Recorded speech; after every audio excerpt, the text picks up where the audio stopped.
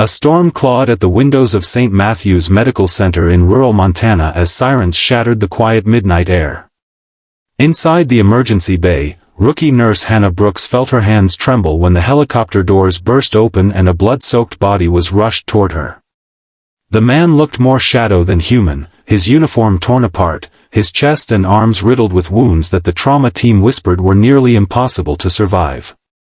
Someone murmured that he had over 20 bullet injuries, and the words hit Hannah like thunder. She was only 3 weeks into her first nursing job, still memorizing protocols, still haunted by the fear that one wrong step could cost a life. Yet something in her heart refused to let this stranger fade away. Before we continue, if you believe in kindness, second chances, and the quiet courage of everyday people, take a moment to like, comment, share, and subscribe to the channel so more stories like this can reach those who need hope. The trauma room felt like a battlefield of its own, bright lights cutting through chaos as doctors worked with mechanical precision. Hannah stood near the gurney, absorbing every command and every heartbeat echoing through the monitors. The wounded man was identified only as Marcus Hale, a Navy SEAL brought in under sealed orders. His condition was catastrophic, his pulse fading like a distant drum. Senior nurses doubted whether he would survive even an hour, and one surgeon quietly questioned whether continuing aggressive treatment was ethical. Hannah watched as the team struggled to stabilize him, the metallic scent of blood thick in the air. Despite her fear, she found herself stepping forward to assist beyond what she thought she was capable of.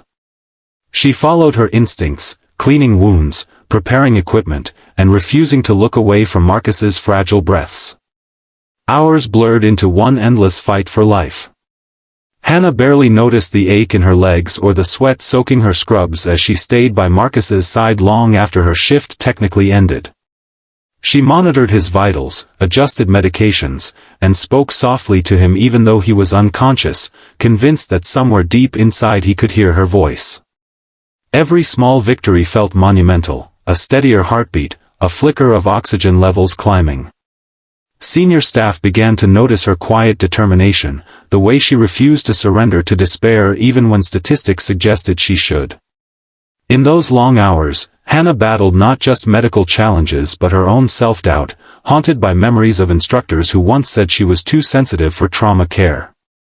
By dawn, Marcus's condition stabilized enough to be transferred to intensive care. Hannah felt an overwhelming mix of exhaustion and disbelief as she watched the monitors display a fragile but undeniable rhythm of life. She returned home only briefly before rushing back to the hospital, unable to stop thinking about the man whose survival had begun to feel like her personal mission. When she arrived the next morning, an unsettling presence filled the hallway. Dark suits and stern expressions replaced the usual calm atmosphere, and hospital staff whispered about federal agents asking questions. Hannah's heart pounded when she learned the FBI had arrived specifically to speak with the team involved in Marcus's treatment. The agent's presence sent waves of anxiety through the staff. Rumors spread that Marcus had been part of a classified mission gone terribly wrong, and that his survival could have major national implications. Hannah feared she had done something wrong, replaying every decision she had made during the night in her mind. When she was finally called into a private room, she expected criticism or even accusations. Instead, the agents asked detailed questions about Marcus's condition, her actions during the emergency, and the precise moment his vitals began to improve. She described her relentless monitoring and the unconventional decision to stay beyond her shift because she believed he still had a chance. The agents exchanged glances that she couldn't read, leaving her uncertain whether she had crossed a line or made the right call. Days passed as Marcus remained in critical care, hovering between life and death. Hannah visited him whenever possible, speaking softly and adjusting his blankets with gentle care. Her colleagues began to view her differently, no longer just a nervous rookie but someone whose compassion had helped anchor the team during a nearly impossible case. One evening, Marcus's eyes finally opened, clouded with pain yet filled with quiet awareness. Hannah felt tears blur her vision as he squeezed her hand weakly, a silent acknowledgement that he was still fighting. The room seemed to hold its breath, and for the first time since that stormy night, hope felt stronger than fear. As Marcus's recovery progressed, the FBI returned with a different tone. They revealed that his survival had allowed him to provide crucial information that prevented further violence and saved countless lives. The agents thanked the medical staff, but they singled out Hannah for her unwavering presence and quick thinking during the most critical hours. She struggled to accept their praise, feeling she had only done what any nurse should do. Yet hearing that her determination had played a part in protecting others changed something inside her. She began to see herself not as an inexperienced outsider but as someone capable of making a profound difference. Marcus's journey toward healing was slow and painful, marked by surgeries and long rehabilitation sessions. Hannah watched him relearn basic movements, encouraged by his resilience and quiet strength. The bond between patient and caregiver grew into a shared understanding of survival and gratitude. Staff members who once doubted her now sought her perspective during complex cases, inspired by her empathy and calm under pressure. The hospital itself felt transformed by the story, reminding everyone that even the most fragile beginnings could lead to extraordinary outcomes.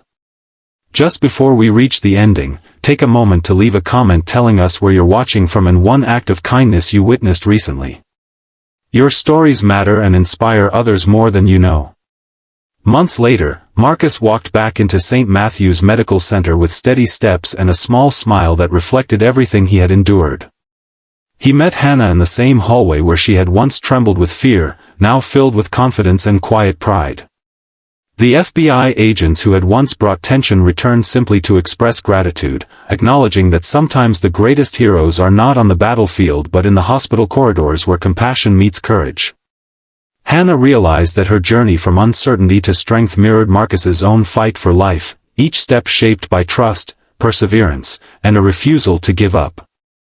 As the story closes, remember that healing often begins with a single person who chooses to care when others feel overwhelmed.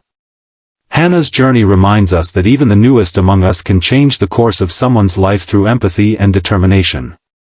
If this story touched your heart or reminded you of the power of second chances, please like, comment, share, and subscribe to the channel so more people can feel inspired by stories like this. In the end, the storm that once threatened to steal a life became a turning point that revealed the extraordinary strength hidden within ordinary people, proving that sometimes the smallest acts of courage create the biggest miracles.